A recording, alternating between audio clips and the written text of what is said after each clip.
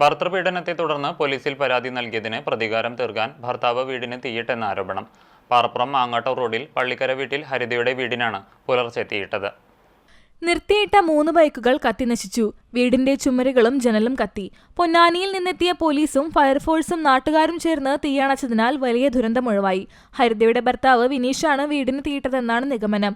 9 മാസം മുൻപാണ് വടക്കേക്കാട് സ്വദേശിയായ വിനീഷും കാലടി സ്വദേശിയായ ഹരിതയും വിവാഹിതരായത്. ഭർത്താവ് ഉപദ്രവിക്കാൻ തുടങ്ങിയതോടെ 1 മാസം തികയും മുമ്പ് ഇവരുടെ വീട്ടിലേക്ക് തിരിച്ചുവരികയും ചെയ്തിരുന്നു. ഗാർഹിക പീഡന പരാതിയിൽ വിനീഷിനെതിരെ പോലീസ് കേസെടുക്കുകയും ചെയ്തു.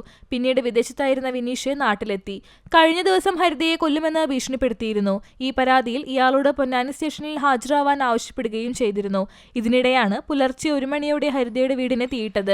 ഇന്നലെ പെങ്ങളെ മോളെ കല്യാണം കഴിച്ച് പയ്യൻ വന്നിട്ട് ചെയ്തതാണ്, ഭർത്താവ് വന്നിട്ട് ചെയ്തതാണ്.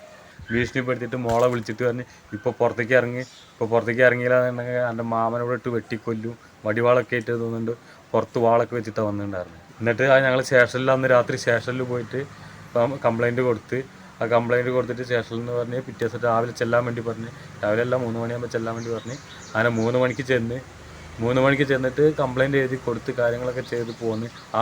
ആ കംപ്ലൈൻറ്റ് കൊടുത്തതിൻ്റെ എന്താണ് ഇപ്പോൾ ഈ കാട്ടിക്കൂട്ടിയിരിക്കുന്നത്. ഇന്നലെ രാത്രി 12-12:30 ഉള്ളിൽ വന്നു കഴിഞ്ഞിട്ട് ഈ വണ്ടിക്കൊക്കെ തീയിട്ടിട്ട് പോയത്. വീട് കത്തിയിരിക്കുന്നു, വീടിൻ്റെ അതൊക്കെ കത്തിയിട്ട് പോയിട്ടുള്ളത്. വിനീഷ് എന്നാണ് അവൻ്റെ പേരിട്ട അവൻ ചെയ്ത പണിയാണ് ഇതൊക്കെ. സംഭവത്തിൽ പൊന്നാനി പോലീസ് കേസെടുത്ത് അന്വേഷണം ആരംഭിച്ചിട്ടുണ്ട്. ദേഹാസ്വാസ്ഥ്യം അനുഭവപ്പെട്ടതിനെ തുടർന്ന് ഹരിതയെ എടപ്പാളിലെ സ്വകാര്യ ആശുപത്രിയിൽ പ്രവേശിപ്പിച്ചിരിക്കുകയാണ്. CCTV news Thrithala.